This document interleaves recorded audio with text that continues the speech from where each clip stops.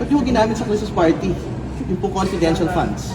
Pangalawa, ilalagay niyo po ba si Gina Acosta at si Edward Fajardo bilang talagang may sala dito po sa paggamit po ng confidential funds? At ikatlo, Madam Vice President, ba't po niyo binigay yung po confidential funds sa mga tauhan na hindi naman po nasa ilalim ng OVP at ng DepEd?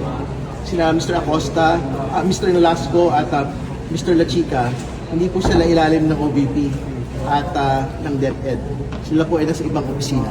So hindi po yan dapat ginagawa, hindi po sila accountable officer. Kaya nga pinapasoli nung pong COA ito pong pera na ito. At panghuli at pinakamahalaga, sa dami naman ho ng mga pangalan na pwede hong gamitin para sa acknowledgement receipts na peke. At pangalan ng mga senador, apelyido ng mga senador, apelyido ng mga artista.